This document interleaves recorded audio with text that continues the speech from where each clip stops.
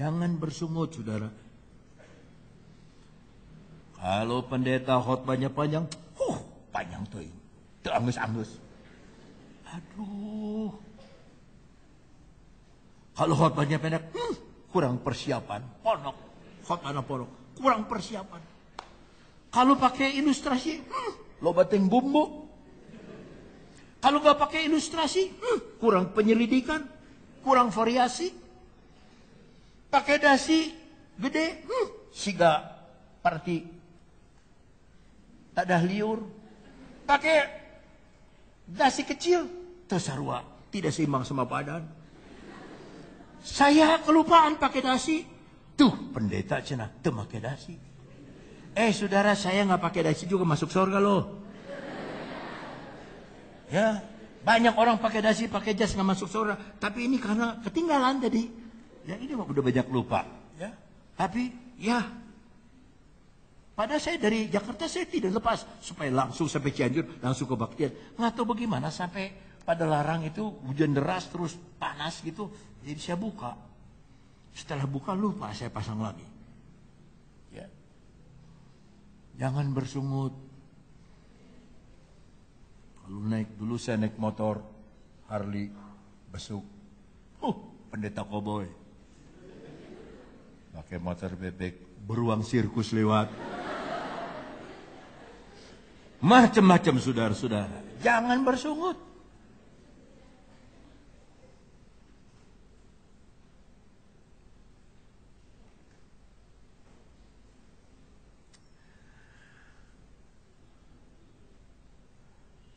Tidak ada 44 seorang pun yang dapat datang kepadaku jikalau ia tidak ditarik oleh Bapa yang mengutus aku, dan ia akan kubangkitkan pada akhir zaman. Ada tertulis dalam kitab nabi-nabi dan mereka semua akan diajar oleh Allah, dan setiap orang yang telah mendengar dan menerima pengajaran dari Bapa datang kepadaku. Di dalam ayat ke-52 ada pertengkaran. Dalam ayat ke-52 orang-orang Yahudi bertengkar antara sesama mereka dan berkata, bagaimana ia ini dapat memberikan dagingnya kepada kita untuk dimakan? Maksudnya daging dan darah itu hidup. Ya. Maka kata Yesus kepada mereka, aku berkata kepadamu sesungguhnya kalau kamu tidak makan daging anak manusia dan minum darahnya, kamu tidak mempunyai hidup di dalam dirimu. Apa maksudnya kita ngegragotin Yesus? Bukan. Daging dan darah, itulah yang membuat kita jadi manusia. Tanpa daging dan tanpa darah kita tengkorak. Tapi dengan daging tanpa darah kita mati. Dengan daging dan darah, nyawa ada di dalam darah, kita hidup. Artinya Tuhan Yesus bilang, siapa yang makan kehidupanku, hidupku ini, engkau makan, kita dilambangkan dalam perjamuan kudus, makan roti dan anggur.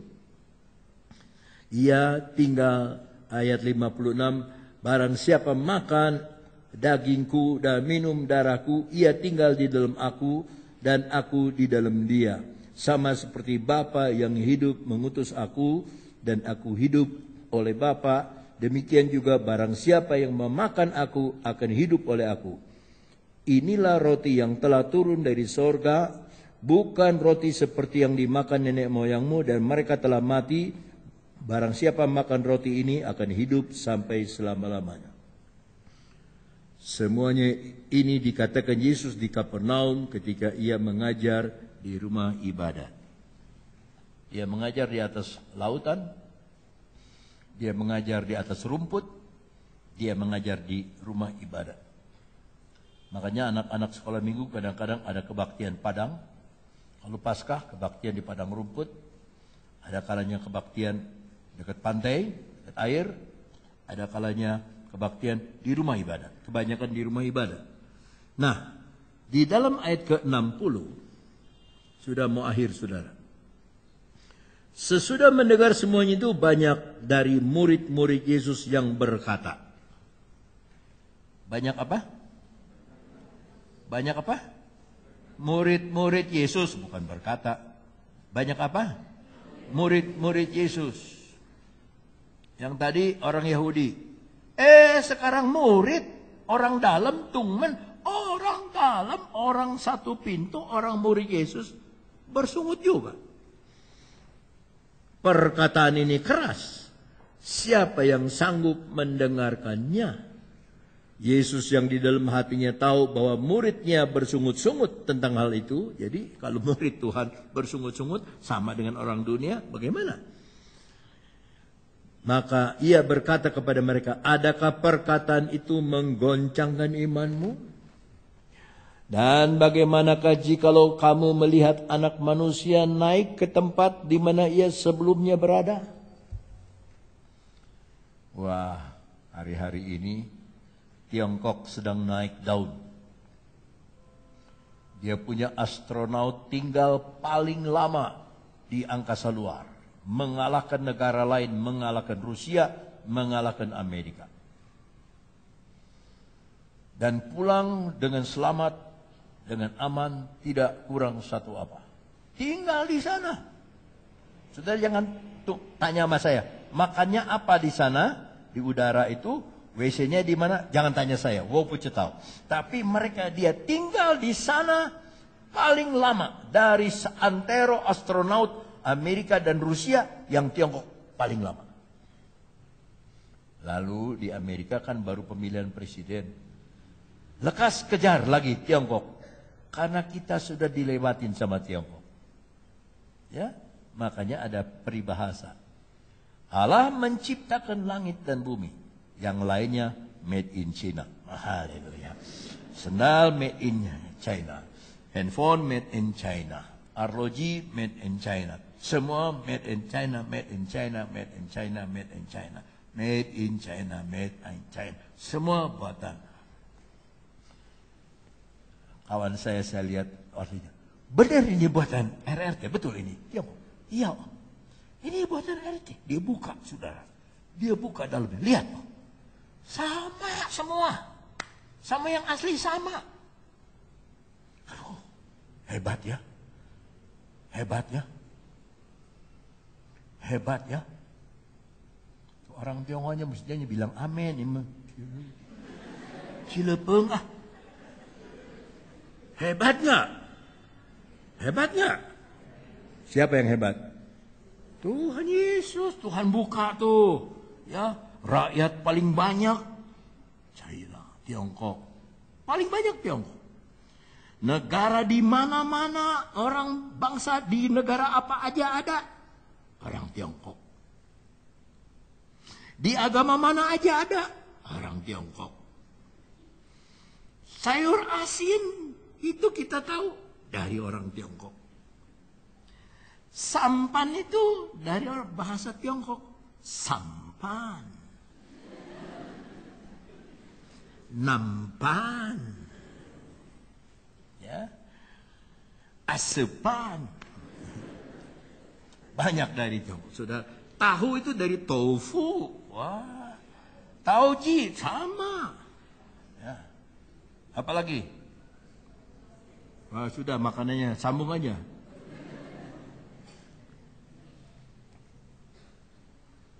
Siapa yang terbelakang akan jadi terdahulu. Siapa yang jadi terdahulu akan jadi. Nah, dulu kan Tiongkok terbelakang. Di Hong Kong saya ketemu orang. Saya sekarang ingat papa saya katanya bilang, sudah 50 tahun nanti Cungko bisa kayak Amerika. Meiko, Cungko sama Meiko bisa sama. Oh, sekarang udah lewat. Udah lewat. Jangan berani-berani pakai arloji buatan Tiongkok di Amerika. Jangan. Ditangkap. Ditangkap. Kembalikan ke Tiongkok. Arlojinya. Saudaranya boleh masuk, tapi arlojinya dikembalikan ke Tiongkok. Haleluya. Nah, ini saya akan membaca satu ayat ke-63. Roh yang memberi hidup. Daging sama sekali tidak Makanya jangan terlalu lama gosok ini pipi di kaca tuh.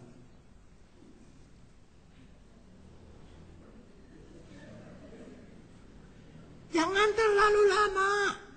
Daging tidak berguna. Biar hitam, putih, kuning, merah nggak ada gunanya. Kenapa kita mesti pakai semprot di sini, di sini, Avon di sini, awan datu di sini? Kenapa? Kenapa? Karena kita ini bau. Bau, saudara. Saudara masih mau dengar nggak? Ada kejuaraan. Siapa yang bisa tahan 5 menit di kandang domba badut, dia jadi juara. Masuk orang Jawa, keluar, muntah-muntah saudara. Masuk orang Sunda, keluar, dicari. Masuk orang Batak, keluar. Masuk orang India, keluar. Masuk orang dari Papua, orang Papua juga keluar, muntah-muntah. Saudara tahu, masuklah orang Arab. Orang Arab tuh mandinya 2 minggu sekali. Saya kalau tidak baca dan tidak akan percaya, tapi karena saya baca, oh betul kalau begitu. Waktu dia masuk ke kandang domba itu, ribut, dombanya yang keluar muntah-muntah. Dombanya muntah-muntah.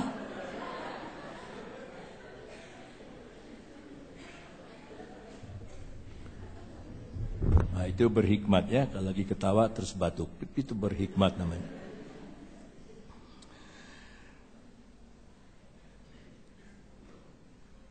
Tetapi 64, di antaramu ada yang Tuhan tuh udah tahu. Saudara datang percaya atau tidak tuh Tuhan tuh tahu.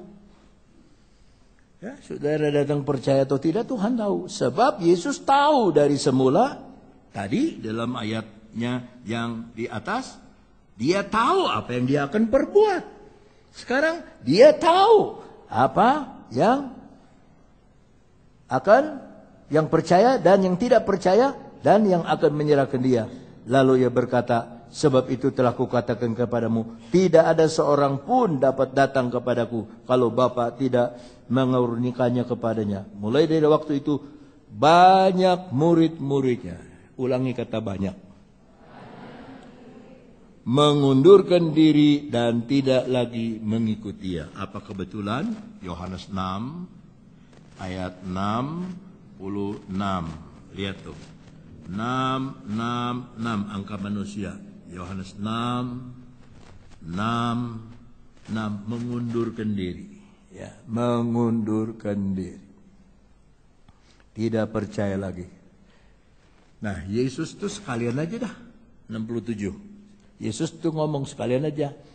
Kata Yesus kepada ke-12 muridnya, apakah kamu tidak mau pergi juga? Jadi selain 12 murid, ada 70 murid yang lain. Ini yang mengundurkan diri ini dari yang 70. Yang sama yang ke-12, apa kamu tidak sekalian mau mundur aja? Mundur sekalian. Kalian aja ikut tuh. Banyak yang mundur.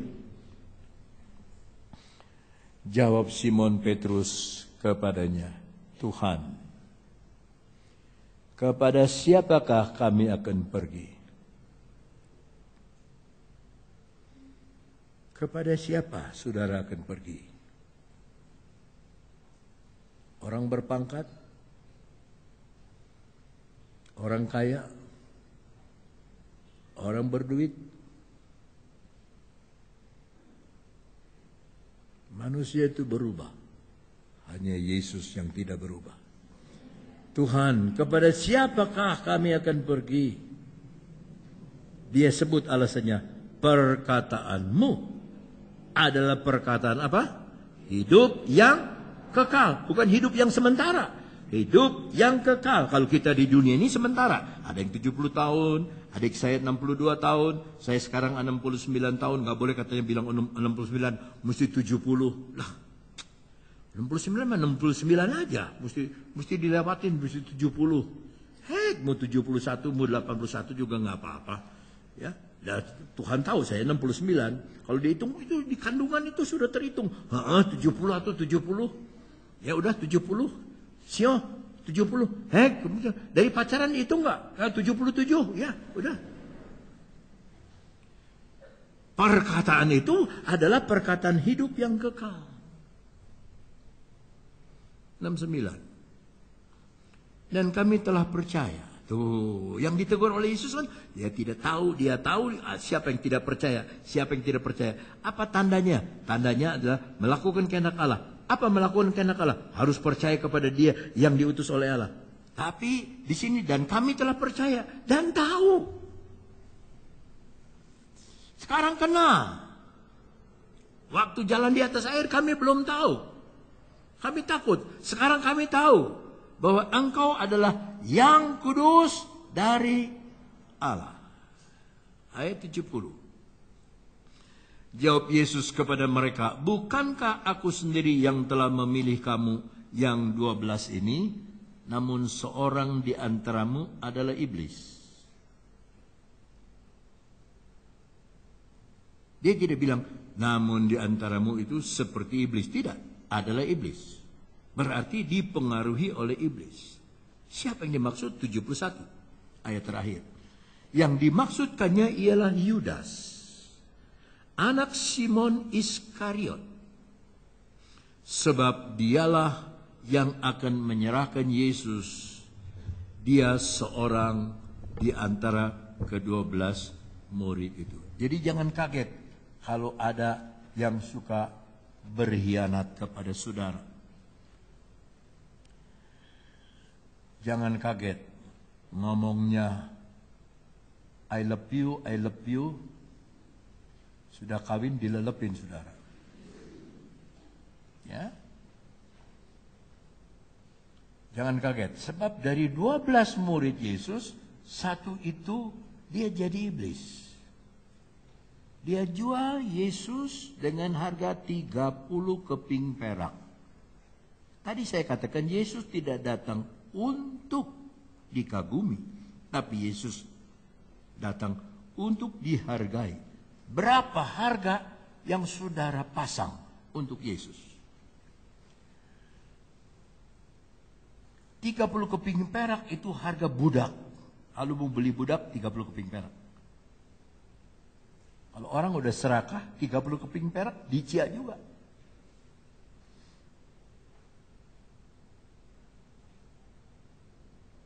Haleluya. Haleluya. Sebab dialah yang akan menyerahkan Yesus. Coba kita lihat bahasa Inggrisnya.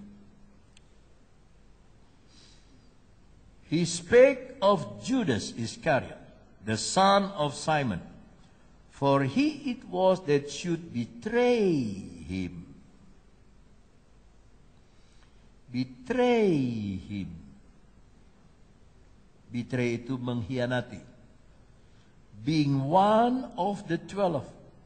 Jadi satu di antara 12. Murid loh. Rasul. Tapi firman tidak masuk di hati. Ayat yang terakhir. Saya sudah tutup. Yohanes 13. Ayat 1 dan 2. Sementara itu sebelum hari raya Paskah mulai, Yesus telah tahu bahwa saatnya sudah tiba untuk beralih dari dunia ini kepada Bapa, sama seperti ia senantiasa mengasihi murid-muridnya. Demikianlah sekarang ia mengasihi mereka sampai kepada kesudahannya. 2. Mereka sedang makan bersama dan sama-sama telah membisikkan rencana dalam hati Yudas Iskariot, anak Simon, untuk, saya tanya, rencana siapa? Iblis. Tapi dia perlu orang. Nah orang ini buka hati. Hanya untuk 30 keping perak dia buka hati kepada iblis. Saudara, biar kita susah. Biar kita banyak masalah, banyak kekurangan. Jangan jual Yesus. Jangan mengkhianati Yesus. Tetap setia sampai kesudahan alam. Sampai hembusan nafas yang terakhir. Ini pemain musik nih nggak ngerti